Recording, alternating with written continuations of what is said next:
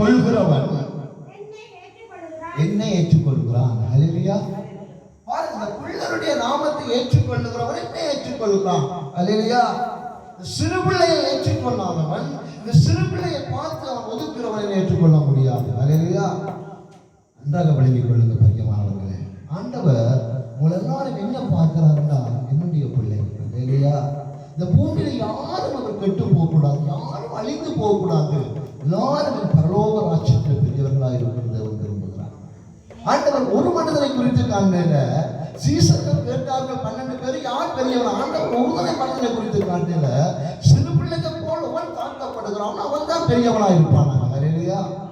தேவன் எல்லாரையும் ஒரே பார்வையா பார்க்கிறாங்க. மனிதர்கள் தான் நாங்கள். ஒவ்வொரு மனிதர்களை ஒவ்வொரு விதமாக நாங்கள் பார்ப்போம். அவர்கள் ஒவ்வொரு கோணமாக நாங்கள் பார்ப்போம். ஒவ்வொரு மனிதமாக ஒரு மனிதன் நாங்கள் நினைத்து வைத்திருப்போம். ஆண்டவர் உங்களை சிறு பிள்ளை போல் பார்க்கிறவனாக இருக்கிறார். அல்லேலூயா.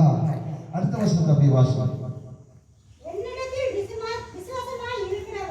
என்னிடத்திலே விசுவாசமாய் இருக்கிறவன் இந்த சிறியவனில் ஒருவனுக்கு இடரல் உண்டாக்குறவன் எவனோ அவனுடைய கழுத்தில் இயந்திர கல்லை கட்டி சமுத்திரத்திலே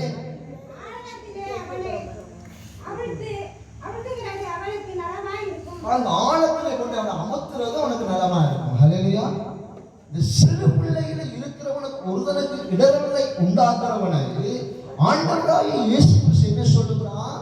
இவன் அவனுடைய கழுத்திலே இந்த மாவாற்ற இயந்திர கல்லை அவனுடைய கழுத்திலே கொண்ட சமுத்திரத்தில். அல்லேலூயா.